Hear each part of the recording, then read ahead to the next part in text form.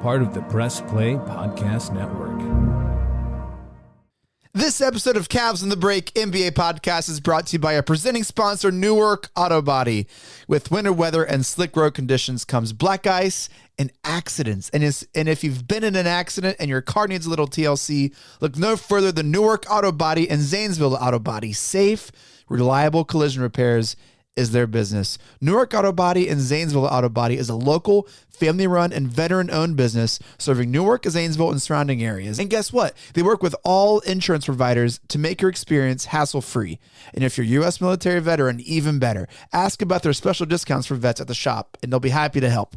Look, it can be hard to find a trustworthy car mechanic, but the people over at Newark AutoBody and Zanesville AutoBody have you covered. They do. They care for you first and make sure they keep you safe and get you back on the road as quickly as possible. Visit them at autobodyofnewark.com and autobodyofzanesville.com to get your repair started today. You can find those links in our show notes. Their iCar Gold Class team of skilled collision repair technicians will make your vehicle like new again. Again, that's Newark AutoBody and Zanesville AutoBody, partnering with Press Play Podcasts. Your long wait for a new podcast is over. I'm Steve Phillips, and I'm super excited to announce that I will be doing a brand new podcast, Exit Polls, will be part of the Press Play Podcast Network. A little bit about myself. I'm a proud native of Cleveland Heights, Ohio. I have the same roots as Super Bowl champions Jason and Travis Kelce, although I do not know and have never met Taylor Swift. I'm an author, activist, observer of politics, and I've written 2 best-selling books, Brown is the New White and How We Win the Civil War, that help to dissect and analyze what's happening in our nation's politics. I bonded with Chase Smith of the Press Play Podcast Network over our shared outrage over the Cleveland Browns selling their soul to sign a certain quarterback. As we got to know each other the past couple years, Chase asked me to consider hosting Exit Polls. And I'm happy to do it and happy to be here. As the political season heats up, we'll be coming to you every other Friday to make sense of and perhaps make fun of what's going on in national politics. Offer some information, education, a little fun. May even throw in a few sports metaphors to grasp what's happening in national politics. We start on April 12th. You can find us wherever you get your podcasts. Tune in and join us on Exit Polls.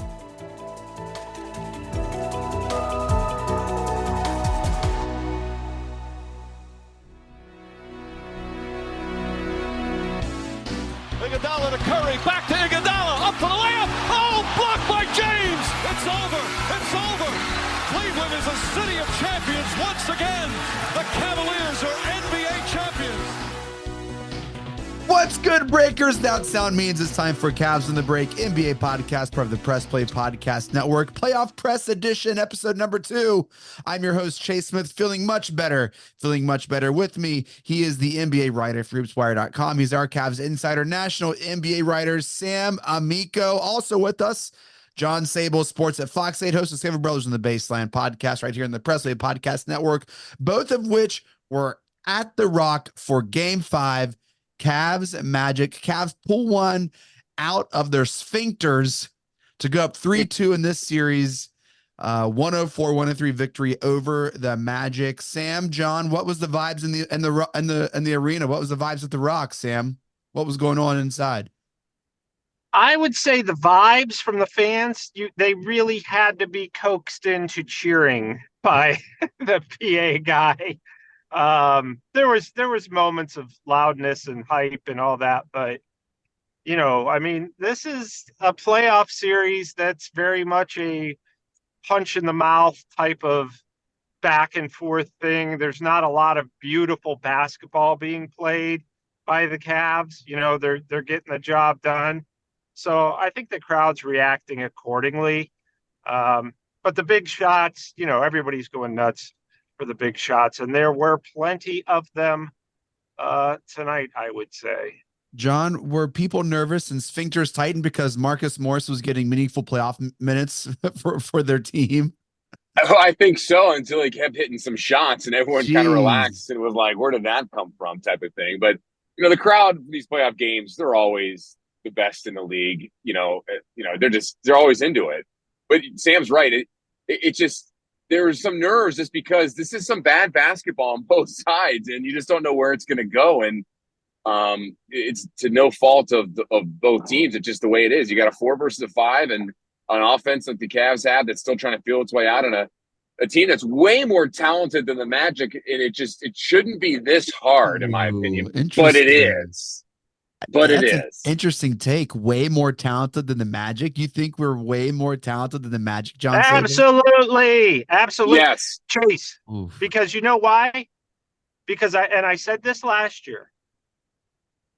Look at the teams that are young in the playoffs. They historically don't advance. I don't know that the Oklahoma City Thunder, I wouldn't have picked them to beat the Pelicans if the Pelicans had Zion Williamson. Just historically young teams. That might be your worst take of all time. The number one team in the West not advancing past the play-in Pelicans if they had a healthy Zion. Sam, you know, I'm not the biggest fan of the Oklahoma City Cloud farts. There's only like 6 games separating them, Chase. No. Sam. Yes, there was. Look at the standings. There's like 6 games separating them. My point is that young teams don't advance. Chase, I've been covering this a lot longer. You're right. Than You're you right. have. You're right. Young teams typically don't advance in the playoffs. The Magic have a roster of playoff rookies. The Cavs, therefore, went into the season and the series as heavy favorites. Yeah. You're right. So, I mean, I think Banchero's going to be a wonderful player this year or coming up in the future. He's a great player now, but I think he's going to be dynamite. But he shouldn't be, to this point where the series is super close. I wish people could see us recording this now, because the more passionate and angry you get, the closer your phone gets to your face. Whenever you were well, I make sure you hear me. I'm an old man, get off my lawn energy. Your phone was right up to your nostrils, and all I saw was up Sam's nose. You were getting fired up there. Well, was there hair there? I don't know. Here, I have a confession, guys. I have a confession. I at halftime thought the Magic were going to win by 7. And here's why, John. Here's why. The Magic got every shot they wanted, anytime they wanted. They were punching us in the mouth, literally bullying us. The refs were letting the Magic be physical, and any moment we tried to be physical back was a foul. That's shown in the foul disparity. It only made it not seem as bad because of the 7 or 8 foul shots we attempted in the last 4 or 5 minutes, or else it would have been way worse. So I was wrong. I thought we were going to lose that game, John. I admit it. Chase, there's one thing that the end of that second quarter reminded me of was the end of the second quarter. I think it was or at the end of the fourth quarter of game 2 when the Magic went on a run and made it a little interesting. And that momentum from that little run of game 2, I really believe carried over to games 3. And then, of course, we all know what happened in 3 and 4. We talked about that today. And that run that the Magic had at the end of the second quarter to cut the halftime deficit to 1 point, I'm like, oh man, this isn't going to go well. And the third quarter was going to be the difference because the Cavs got outplayed. Usually the third quarter historically, especially in these playoffs and in the last 3 years, has been the worst quarter for the Cavs, even going back to the LeBron years. But tonight it was the second quarter. But you know what? The Cavs got some stops, but the Magic also didn't shoot the ball well. But let's just be honest, guys. Both teams still didn't shoot the ball very well. And we were expecting guys to hit shots, and they did, because Max Strus finally got off the schneid and hit some big threes tonight. Marcus Morris came off the bench, 12 points off the bench, which no one saw that coming. And that really was a big difference. Tristan Thompson got minutes. Sam Merrill got minutes, although they didn't provide much in the point column. But give credit to JB to switching and shaking things up to seeing what worked, and it worked tonight. And for a veteran guy like a Marcus Morris, you want to see that. And I think that's that leadership and that veteran presence that a team like the Cavs struggling at this time was a welcome sign. Sure, let's talk about Max Strus. Sam, I pray that my kids have the confidence that Max Strus showed in this game, pulling up in like he wasn't set, just pulling up from like 35 feet, launching threes. I wouldn't even call him heat checks because he didn't hit any consecutive shots before that. He like just drew a charge. He's like, yeah, I'm fired up. Heat check. I drew a charge. Heat check. I drew a charge. Heat check. Like, I pray that my kids have the confidence that Max Strus has, but no one else was hitting shots. No one else was getting looks. Everyone else was still crapping their pants, dribbling the ball, not doing stuff. Karis LeVert had turnover after turn. Like, it was just, he was the only one doing stuff, trying to make stuff happen. And it worked, Sam. It worked. Yeah, and good for him. You're right. I mean, he was not making anything, but he was really, really, and he always plays hard, but I just thought he took it to another level in this game. I don't know whether it was just an extra determination or kind of maybe that heat culture he may have brought with him.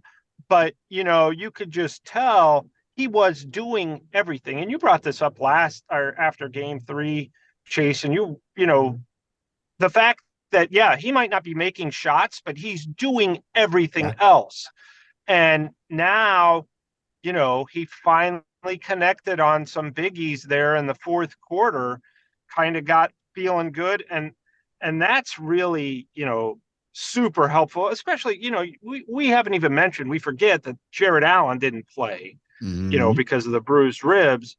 So they really couldn't get anything going inside.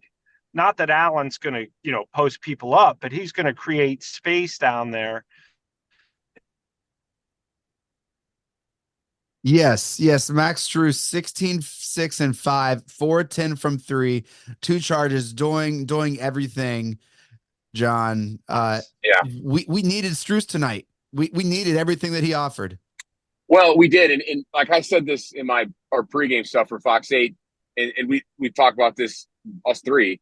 The shots are going to fall at some point. It's just a matter of when for him and for anybody else. And in clutch situations tonight, it finally happened for him.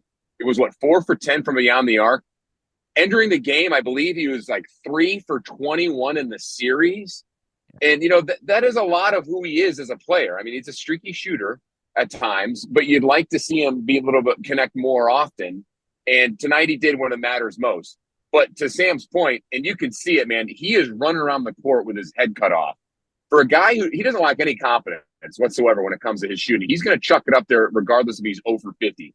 But it doesn't affect his defense. It doesn't affect his work ethic. I mean, he shakes it off. I can't think of a player on the Cavs team, maybe in the last 10 years, that was like that outside of like LeBron and maybe Kyrie, and maybe Love. But like he's faster than Love, so I don't know. He's just all over the place. Strus 40 minutes tonight. He played 40 minutes tonight. And he almost fouled out, and some of those fouls were some BS calls on the ref side. I mean, you know what? If the Cavs would have lost tonight, I'm not going to say that's why they would have lost. But he got robbed on some of those calls. But anyways. The refs were calling both teams differently, and it was infuriating, and I have no idea what was going on. Banchero's getting the all-star whistle. He had the game, 39, 8, and 4, 4-7 from 3, really just getting any shot, any look he wanted, which at the end of the game, they just didn't fall.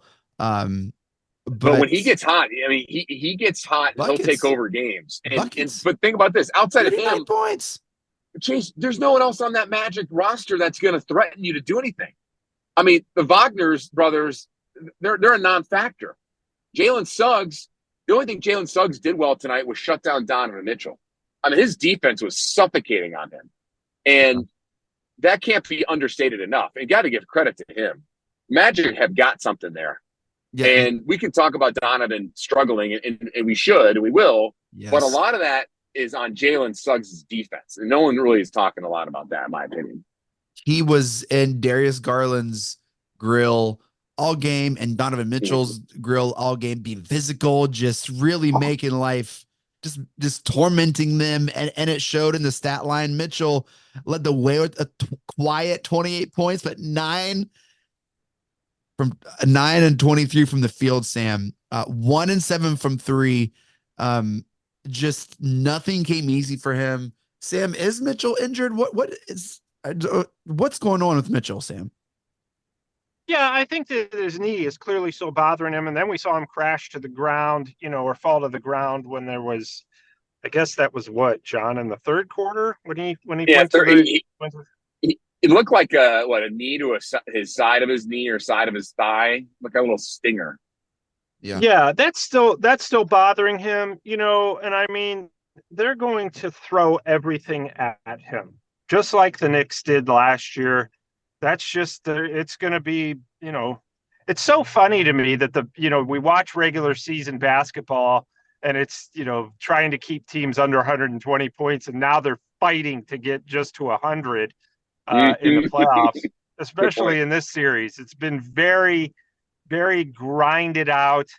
And, they're just doing what any team would do. They're physical with your guard, and especially when it's your star guard. And the Magic are doing the same thing the Knicks are. And they have a really good defender in Jalen Suggs, who's kind of like the Magic's Josh Hart from last season, who does a little bit of everything, and he gets real physical and up in Garland and Mitchell's face. So I think, there's a lot of that, and not to mention the fact that when Mitchell does get past Suggs, there's like 3 tall trees standing there waiting for him. Magic have length. It's a problem. Great length. Yeah. My goodness. Sam, who needed this game more, Evan Mobley or Darius Garland? Well, that's tough. They both really needed it, but I would say Garland really needed to get going, because they needed to generate some offense, especially him. He needed to become an offensive threat, get his confidence back up. Mobley, the difference with Mobley, obviously him being a power forward, is he will always impact the game defensively. Garland is never going to impact the game defensively, so he needs to get it going on offense. And, he really did. He came out all guns a-blazing. He cooled off a little bit later, but I just really, we've been trashing him all series, and with good reason. And I thought he played a great game tonight. Yeah, John, would you agree, or do you think who needed this game more? Oh yeah, it was definitely Garland. I mean, he needed a boost of confidence. He's not right this year. All those injuries, I think he still suffers from a little shell shock on driving to the lane, from his eye injury last year to his broken jaw this year. I mean, I think it's between the ears and physically and mentally with him this season. And a game like this hopefully can do wonders for him. And you saw him, and like once he started hitting shots, he's kind of back to that vintage Darius Garland where he gets that confidence back, and he's going to pull up for a 3. And he had a couple good runs there in the first quarter, and then again later in the third quarter that really got the Cavs offense going when they needed it. My concern though is and not really concern, I guess I should say a question is, can he do that again? Can he do it again in a moment on the road? What's the old adage, Sam? A series isn't a series until a road team wins. Well, guess what? A road team, the Cavs, if they want to win the series, they got to win Friday, or then they got to come back home and win Saturday on Sunday. Or was that Sunday? Yeah, you're right. Yeah, the 5th. So I need to see this type of play from a Mobley and a Garland again on the road. And Strus has done it before in Miami. I know he's got it in him. It's just a matter of if the shots are going to fall.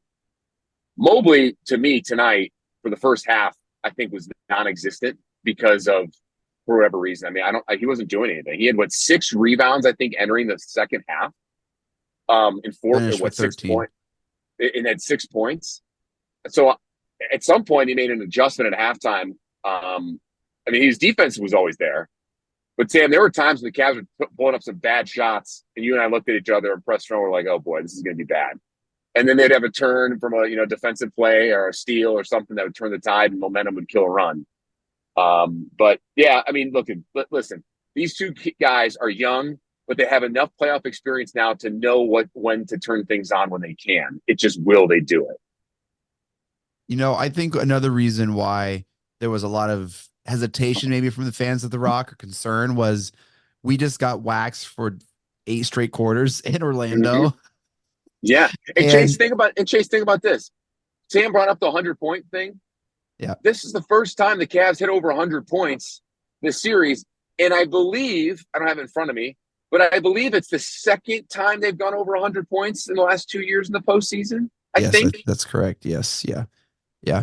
And so in typical Cleveland media fashion, it was, sound the alarm, red alert, might as well look ahead to next year, trade this player, fire this coach, do whatever. And that's been the narrative for Cavs media, at least as far as I've read since Saturday.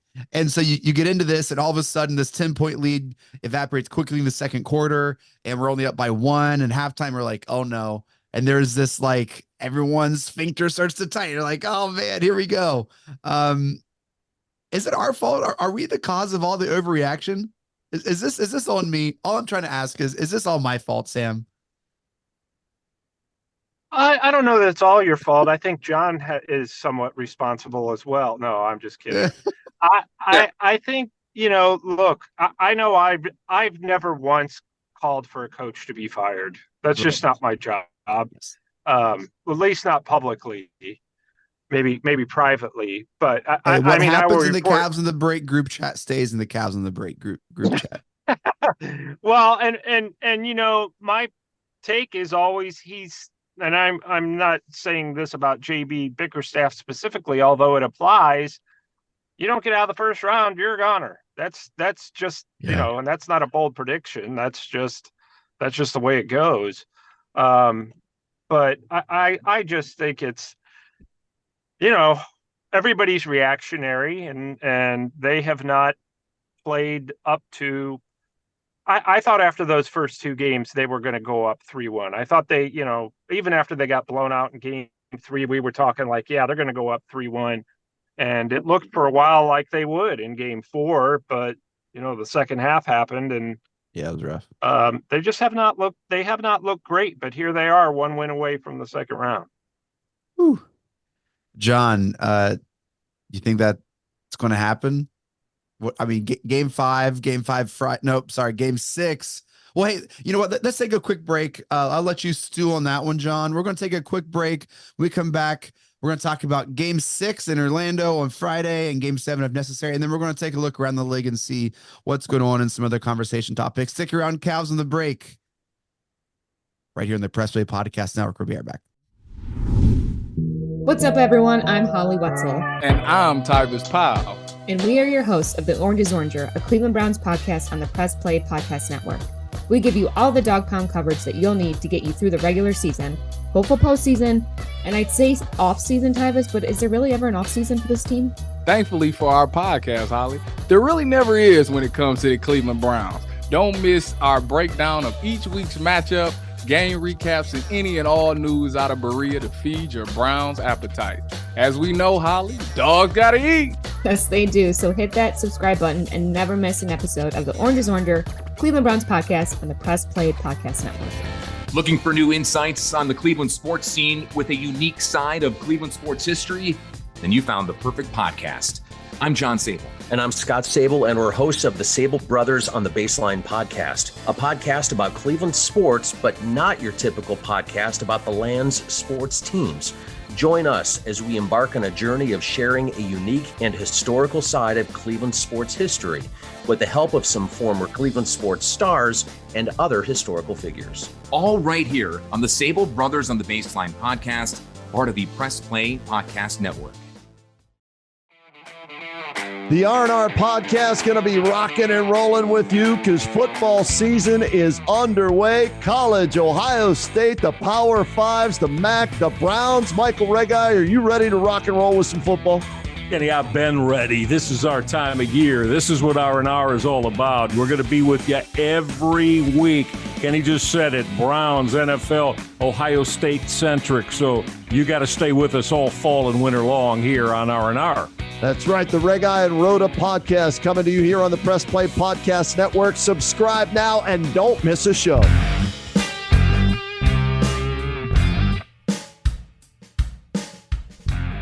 Hey, I'm Jason. And I'm Gary, and we love ball cards. And if you love ball cards too, good news. You just found your new favorite podcast. From breaks to grading. And from collecting to flipping, join us on the Ball Card Show. The sports podcast for the sports collector. All right, we are back.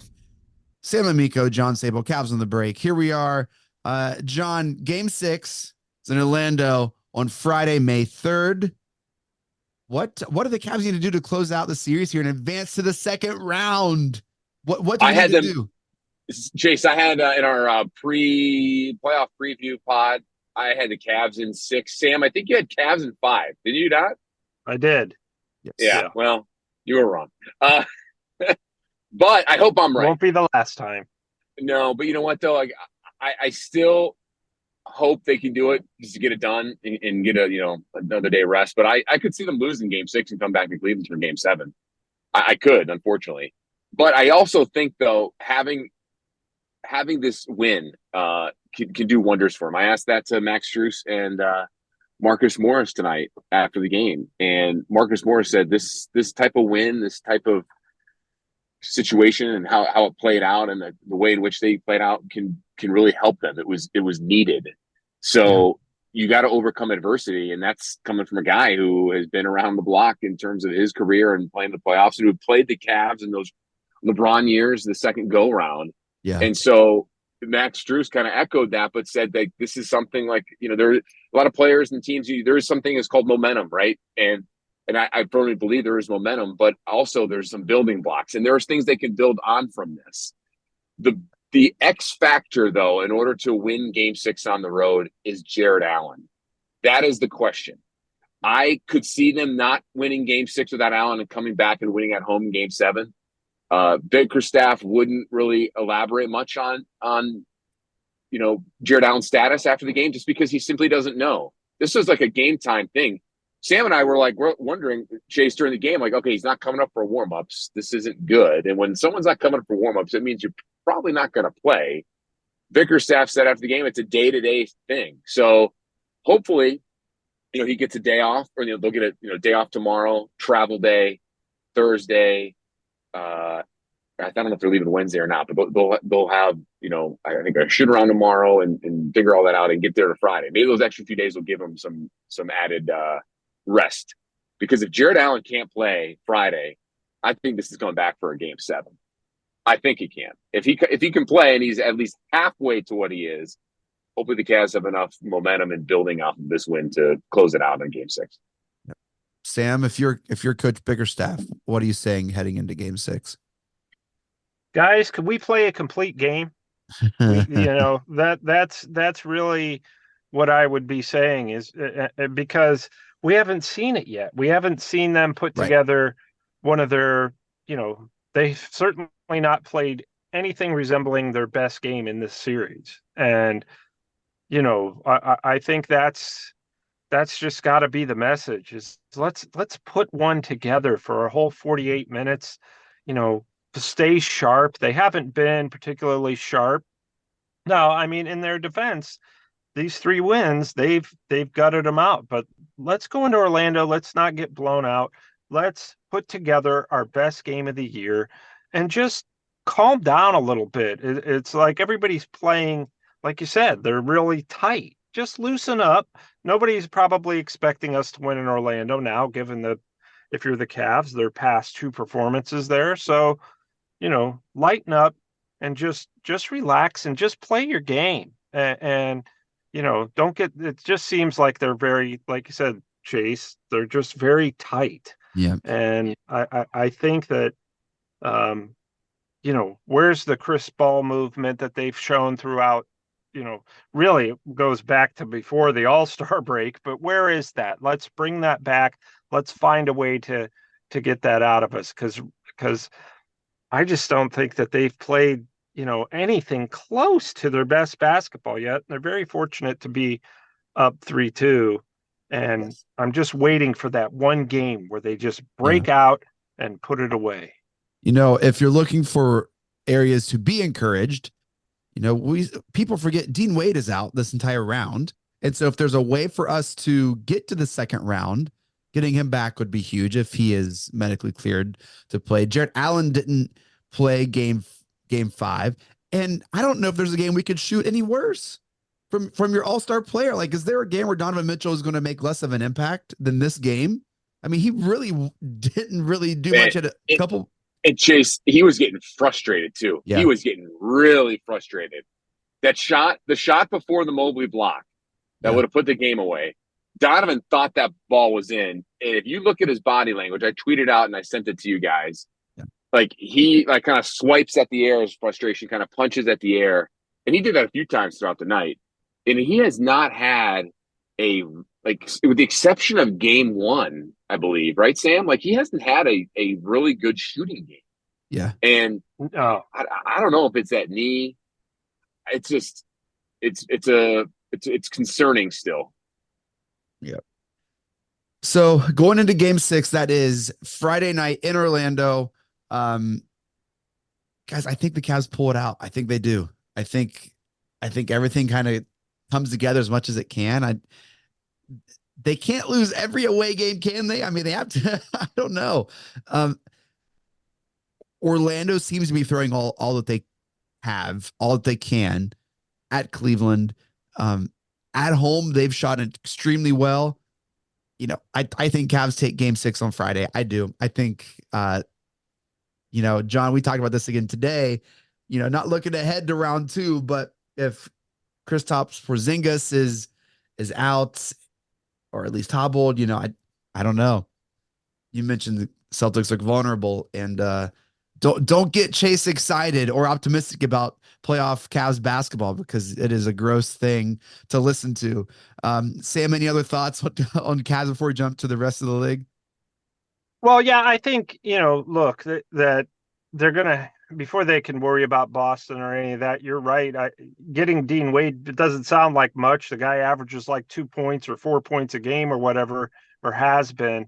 But defensively, he would really help in this series just because of his length. And I think that, I think that they're going to put together, and I have no reason to believe this other than maybe hope for their sake, that they're going to put together their best effort of the season on Friday, because they know how bad they've been in Orlando, and maybe now in a closeout situation, they can pull it all together.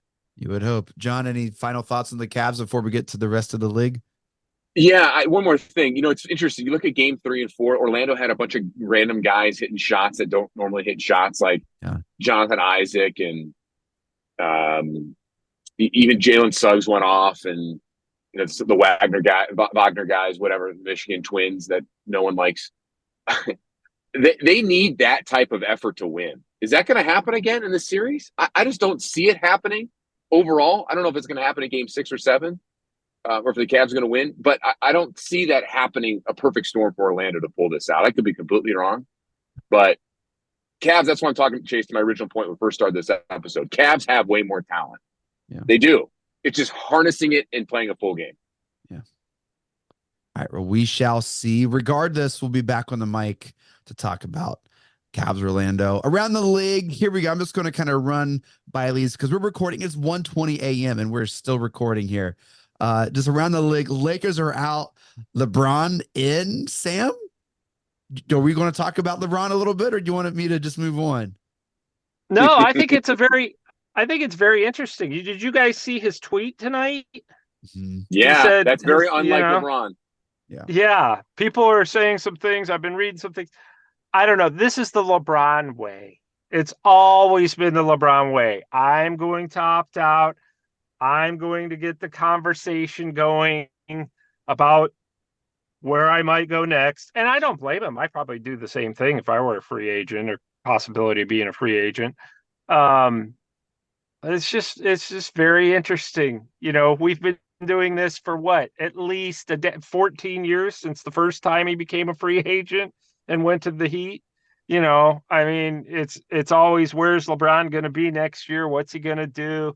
He loves this. He just eats it up. So, I don't know. I think he's going to go back to the Lakers. I really do. Yeah. But but at the same time, because I think he's out there for more than just basketball. Otherwise, Yeah. I would if he was out there for just basketball, he'd be goner. But I think he's out But there. Sam, he because hasn't his come family out with a likes him. he hasn't come out with a new movie in forever. Besides the flop of Space Jam 2. Don't tell my kid that's a flop. Yeah, my son loves that movie. He loves to that be movie. fair, I haven't seen it. I'm just saying in terms of box Terrible. office. It's one of the not five. good. It may be the worst sports movie I saw other than Draft Day. Whoa! Come It's on, that Draft bad. Day was Sam, that might be your best take of it. You've offered me your best take and worst take all in a matter of 30 minutes here. This is just the whole. I'm getting the Max Strus experience in Sam Amico tonight. Well, I'll spare you my nostrils this time since it was a better take. Yeah, Chase. The other thing too is about LeBron. I'm with Sam. I see him re-signing there. He can opt out that way. He can get a no trade clause. Because look, the Lakers tried to trade him to Golden State this past year. But this is classic LeBron, man. Like, did you watch the press conference last night when he was asked that question? I did. I saw the end where he kind of smiled. Did you see when he kind of the smile? He was like, "Yeah, this is falling right into my plan." That's how I looked at it. Lakers are going to draft, Bronny, which I predicted Bronny would be drafted. No, he won't. No, he won't. I also swore that I would not talk about LeBron back to the Cavs on this podcast, and here we are. Everyone else and their mothers saying LeBron is going to be in Cleveland. I don't think he's going to be anymore. But all right. So Lakers, you're out on the LeBron in Cleveland 3.0, huh? Yeah, he's not coming back. Yeah. I tend to agree. Lakers out of the playoffs. T-Wolves advanced past the Suns. Anthony Edwards is here. It is the Anthony Edwards League. I'm all in on Anthony Edwards. He is starting in Team USA, and I don't think that's a mistake. Sam. He's going out in the second round. But yeah, he's been brilliant. I mean, just absolutely brilliant. Just dominated that series against the Suns. And think about this.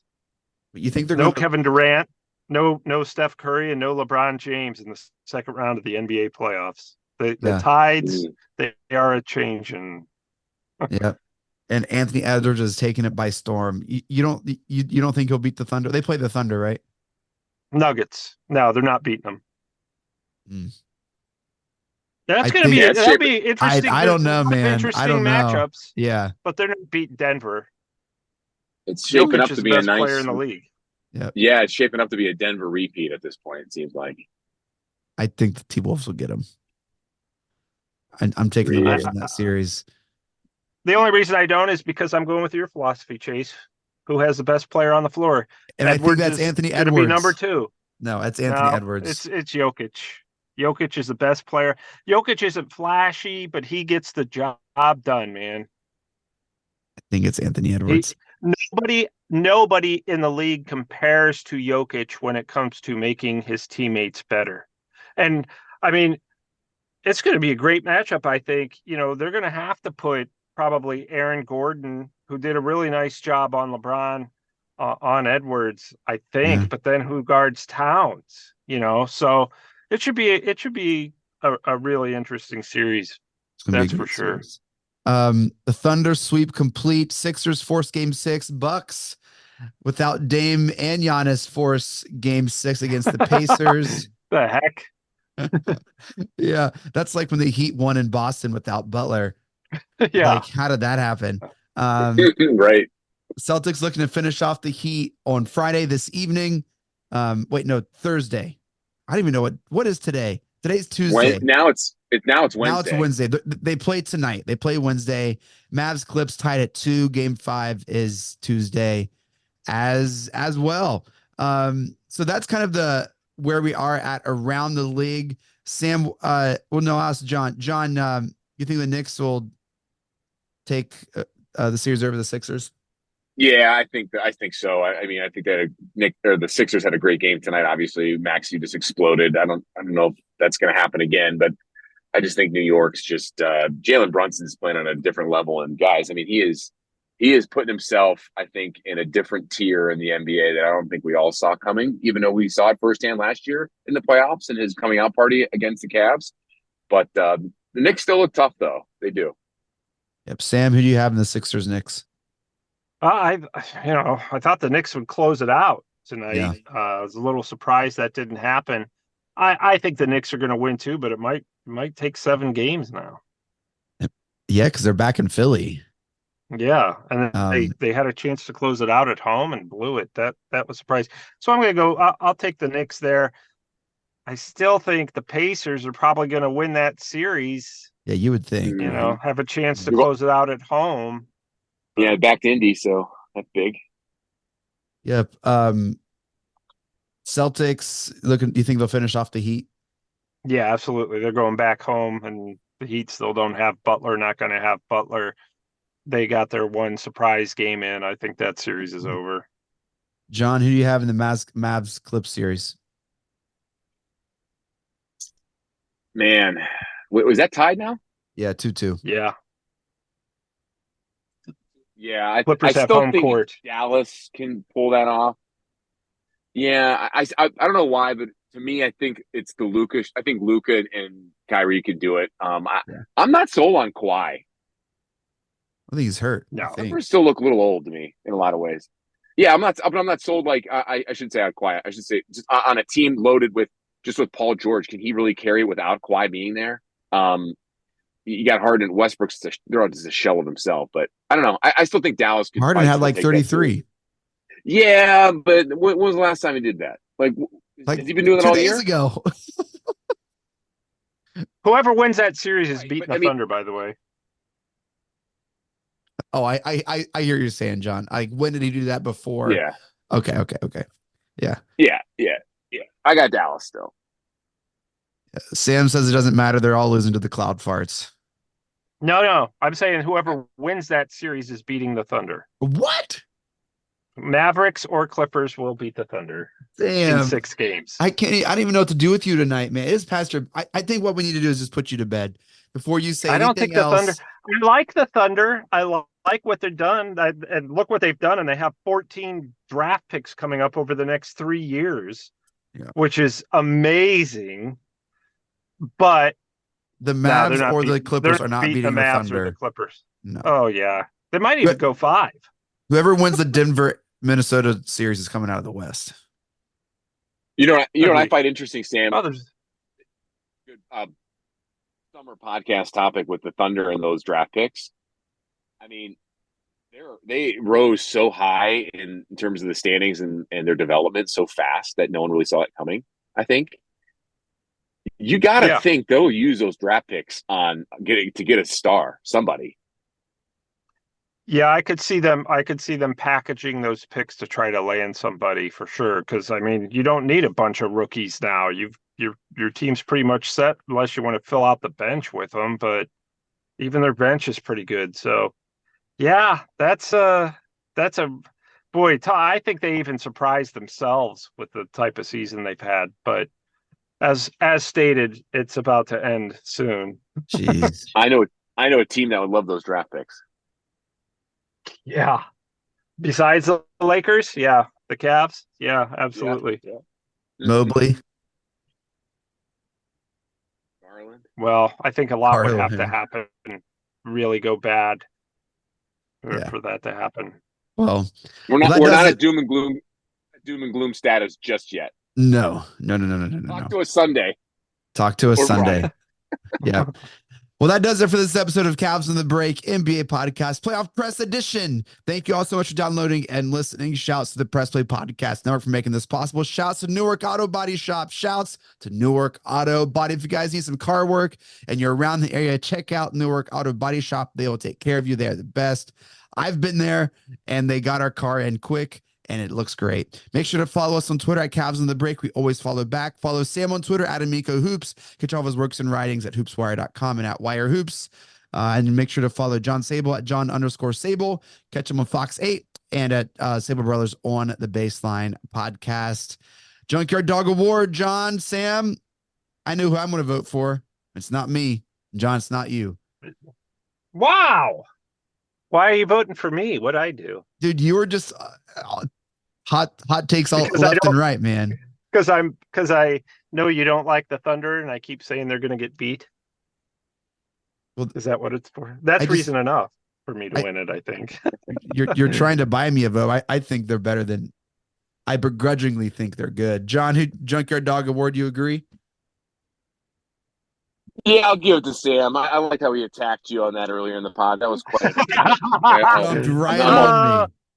That's one of many times. Why would that just be? Why are you focusing on tonight? I attack Chase every podcast. Yeah. Well, it was good to talk with you guys, and hopefully we close out Game 6 on Friday. Mike Breen, take us out. Congratulations, Cleveland. Your decades-long wait is finally over. The Cavaliers are NBA champions.